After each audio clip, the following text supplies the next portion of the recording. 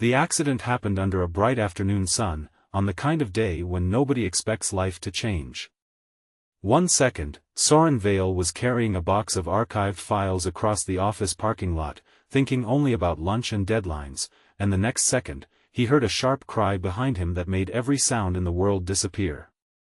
When he turned, he saw Maribel cross on the pavement beside the delivery ramp, one hand pressed against her ankle, her face pale with pain, her coffee spilled like a dark stain across the concrete. Before we continue, if you believe kindness can open doors we never expected, please like, comment, share, and subscribe to Lifeline Diaries if you believe in kindness and second chances. Sorin had worked beside Maribel for almost 2 years at a small insurance office on the east side of town, but they had never been close in the way people expected coworkers to be. She was quiet, careful, always early, always kind, the sort of woman who remembered birthdays but forgot to take credit for her own hard work. Sorin was the opposite in many ways, not loud exactly, but guarded, a man who kept his life folded neatly inside himself. He had learned after his mother's illness and a failed engagement that caring too much could become a wound, so he became useful instead of vulnerable. He fixed printers, covered shifts, carried heavy boxes, answered emails after hours, and smiled just enough that no one asked what he was hiding. That afternoon, when Maribel fell, everyone froze for a breath too long. Sorin didn't. He dropped the files, ran to her side, and knelt carefully, asking where it hurt while trying not to panic at the way her hands trembled. Her ankle had twisted badly when a broken strip of metal near the ramp caught her shoe. She tried to laugh it off, but tears stood in her eyes, and Sorin could tell she was fighting not to cry in front of everyone. The manager wanted to call an ambulance, but Maribel whispered that she only needed to get home, that her father would take her to urgent care if it got worse. Sorin looked at her swollen ankle, then at the worried faces gathered around, and said he would drive her. The office fell into that strange silence people use when they want to help but are relieved someone else has chosen to. Sorin helped Maribel up slowly, one arm steady behind her back, the other holding her hand as she tried to balance. In all their time working together, he had never been this close to her. He noticed the faint scent of vanilla from her cardigan, the way she bit her lip when pain shot through her leg, and the embarrassed apology she kept repeating even though she had done nothing wrong. Every step to his car felt longer than it should have, but he never rushed her. He opened the passenger door, adjusted the seat back, and placed her bag gently at her feet as if it were something precious. The drive took place in full daylight, with the city glowing through the windshield, school buses rolling past, gardeners trimming hedges, and people moving through ordinary routines completely unaware that inside Sorin's car, something delicate was beginning. Maribel stared out the window at first, breathing through the pain. Sorin kept both hands on the wheel, asking small questions only when necessary. She told him her father was retired, that he worried too much, that he would probably scold her for wearing the wrong shoes. Sorin smiled at that, and for the first time, she smiled too. It was small, tired, and real. They reached an old blue house at the end of a tree-lined street just after the afternoon sun had shifted gold. The front yard was neat but humble, with flower pots along the porch and a wind chime moving gently in the breeze. Sorin parked carefully, then helped Maribel out. Before they reached the steps, the front door opened and an older man stepped outside, tall but slightly bent with age, wearing reading glasses and a cardigan despite the warm day. His face tightened with alarm when he saw Maribel leaning on Sorin. He hurried down, calling her name with the fear of a father who had already imagined the worst. Maribel tried to calm him, but the man's eyes moved from her ankle to Sorin's face. Sorin introduced himself politely, explaining what had happened and that he thought she should have someone look at the injury. The older man, whose name was Calder Cross, took his daughter's arm with practiced tenderness, but his expression softened when Maribel said Sorin had stayed with her the whole time. They got her settled on the porch bench, and Calder brought a cushion for her foot. Then he looked at Sorin for a long moment, as if trying to match him with a story he had heard many times. Finally, with a gentle smile, Calder said words Sorin was not ready for. "So you're Sorin. She talks about you all the time." The sentence landed harder than it should have. Sorin felt heat rise to his face, and Maribel suddenly looked down at her hands. For a moment, the wind chime was the only sound between them. Sorin wanted to laugh, to deflect, to pretend he had not heard it clearly, but something in Calder's voice stopped him. It was not teasing. It was gratitude. It was recognition. It was as if Sorin had been quietly present in this house long before he ever parked outside it. Calder insisted Sorin come in for water before leaving, and Sorin almost refused, but Maribel looked up at him with tired eyes and thanked him so sincerely that he could not walk away. Inside, the house smelled like lemon polish and soup. Family photos lined the hallway, most of them showing Maribel at different ages, smiling beside a woman who was no longer there. Sorin noticed the absence before anyone explained it. There was a softness in the house that grief had not erased, only deepened. While Maribel rested on the couch with ice wrapped around her ankle, Calder moved through the kitchen, talking in a low voice. He told Sorin that Maribel had been carrying a lot since her mother passed 3 years earlier. She worked hard, came home tired, helped him with appointments, cooked when she could, and pretended she was fine so he would not worry. Then he said that lately, when she came home from work, she spoke about a coworker who quietly fixed problems, who never made anyone feel foolish, who once stayed late to help her correct a report even though he had already clocked out. Sorin remembered that night. He had thought nothing of it. To Maribel, apparently, it had mattered. Sorin listened with an ache spreading through his chest. He had spent years believing his small acts disappeared into the air, unnoticed and unimportant.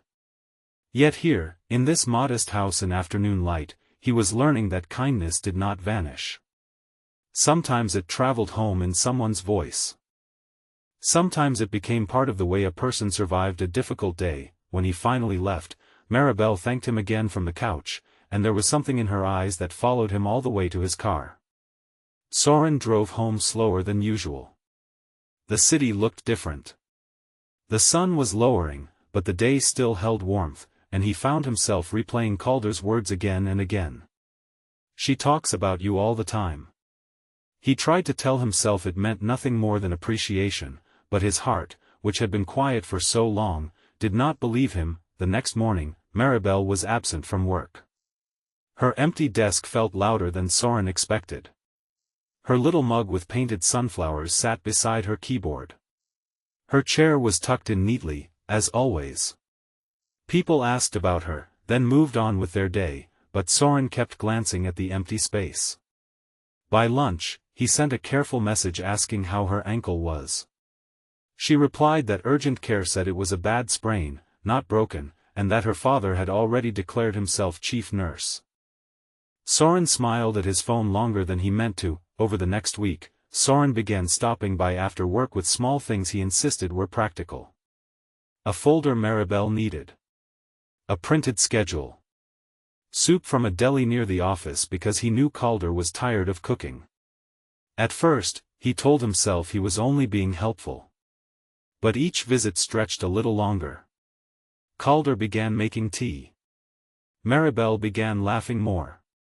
Sorin learned that she loved old mystery novels, disliked rainy mornings, and had once dreamed of becoming a children's book illustrator before bills and caregiving changed the shape of her life.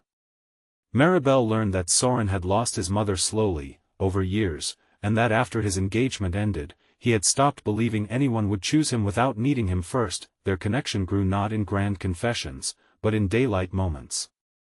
Sorin fixed a loose porch railing while Maribel sat nearby with her ankle propped up, sketching in an old notebook.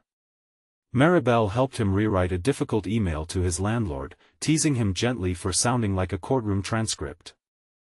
Calder watched them from the kitchen window sometimes, not interfering, only smiling with the quiet hope of someone who loved his daughter enough to recognize when loneliness was finally loosening its grip, but healing rarely comes without fear. When Maribel returned to work 2 weeks later with a brace on her ankle, the office buzzed around her. Sorin kept his distance at first, afraid that the closeness they had built at her home would seem strange under fluorescent lights. Maribel noticed. By noon, her smile had faded. By 3, she stopped trying to catch his eye. Sorin felt the old panic rise in him, the instinct to retreat before something could be lost. That evening, he found her sitting alone outside the building, waiting for her father. The day was bright but cooling, the sunlight catching the edges of her hair. She did not accuse him. She only said softly that she hoped he had not been kind to her because she was injured and easy to pity. The words broke something open in Sorin. He sat beside her and admitted that he was scared, not of her, but of wanting something again. He told her he had become good at showing up for people in ways that did not require him to be known. Maribel listened, eyes wet, and said she was scared too, because people always admired her strength but rarely stayed when they saw how tired she really was. For once, Sorin did not hide behind a joke or a helpful task. He told her the truth, that driving her home had felt like opening a door he had not known was still inside him. That her father's words had stayed with him. That he had started looking forward to the sound of her laugh more than the end of his workday. Maribel looked at him for a long moment, and then she smiled with the same quiet warmth he had seen in her father's house. She said she had talked about him because he made ordinary days feel less heavy. From then on, something changed. They did not rush. There was no dramatic promise under stars, no perfect kiss in the rain, no sudden cure for the wounds they carried. Instead, there were shared lunches in the small park across from the office. There were weekend visits where Calder pretended not to notice when Sorin and Maribel sat too close on the porch. There were honest conversations about grief, fear, money, family, and the strange courage it takes to begin again after life has taught you to expect endings. One Saturday afternoon, nearly a month after the accident, Sorin arrived at the Blue House and found Maribel in the yard without her brace, standing carefully beside a small table covered in colored pencils and paper. She had drawn a picture of the office parking lot, but in her version, the cracked ramp was gone, the sky was wide and bright, and two people stood beside a car as if the whole world had paused to give them a chance. Sorin stared at the drawing, unable to speak. Maribel told him she had started illustrating again. She said getting hurt had forced her to stop moving long enough to remember the part of herself she had left behind. Calder came out carrying lemonade and saw Sorin looking at the drawing. The old man's eyes softened. He said he had prayed for someone to remind his daughter that life was not only duty, pain, and survival. Then, with a trembling smile, he said maybe Sorin had needed reminding too. Sorin looked at Maribel, and he knew Calder was right. He had thought he was saving her from a painful afternoon, but somehow, in the process, she had saved him from a lonely life he had mistaken for peace. Near the end of that golden day, Maribel slipped her hand into Sorin's. It was not dramatic. It was not rushed. It was steady. And for Sorin, that made it more powerful than anything. He realized love did not always arrive like lightning. Sometimes it arrived as a careful drive home, a worried father at the door, a cup of tea in a quiet kitchen, and one sentence that changed the way a man saw himself forever. If this story touched your heart, please like, comment, share, and subscribe to Lifeline Diaries. Your support helps more stories of kindness, healing, and second chances reach the people who need them most. Special request: comment kindness still matters if you believe one simple act can change two lives forever. Years later, whenever Sorin and Maribel told people how they became close, they never began with romance. They began with a fall in a parking lot, a drive through afternoon sunlight, and a father who opened the door with fear in his eyes and truth in his heart. Because sometimes the road to love does not begin with perfect timing.